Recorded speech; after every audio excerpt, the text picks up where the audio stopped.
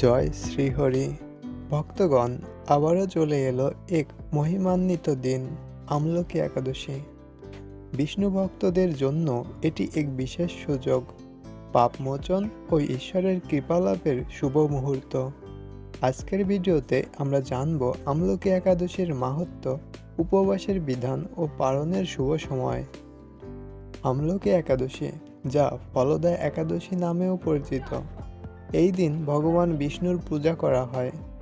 শ্রী ব্রহ্ম বিবর্ত পুরাণ অনুযায়ী এই দিন উপবাস পালন করলে জীবনের সব পাপ নাশ হয় এবং স্বর্গলোকে স্থান পাওয়া যায়।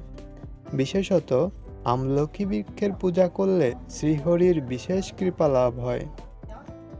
আমলকি একাদশীতে কিভাবে উপবাস করবেন? শাস্ত্র অনুযায়ী নির্জলা বা ফলাহার উপবাস করলে সর্বোচ্চ ফল লাভ হয়। এই দিনে তুলসী পাতা দিয়ে ভগবান বিষ্ণুকে অর্ঘ্য প্রদান করা এবং বিষ্ণুর সহস্র নাম পাঠ করা অত্যন্ত শুভ বলে মনে করা হয়। উপবাসের পূর্ণতা আসে যথাযথ সময়ে পালন করার মাধ্যমে। দ্বাদশী তিথিতে সূর্যোদয়ের পর ভক্তদের নির্দিষ্ট সময়ে পালন করতে হবে। ভক্তগণ, আমলকি একাদশীর এই পবিত্র মুহূর্ত যেন আমাদের সকলের জীবনে শান্তি ও আনন্দ বয়ে আনে। আপনি কি এই ব্রত পালন করবেন? কমেন্টে জানাতে ভুলবেন না।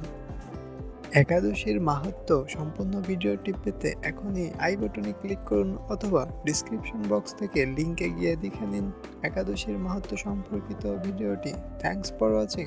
ভিডিওটি যদি ভালো লাগে তাহলে লাইক দিন, শেয়ার করুন এবং চ্যানেল সাবস্ক্রাইব করুন। জয় শ্রীহরি।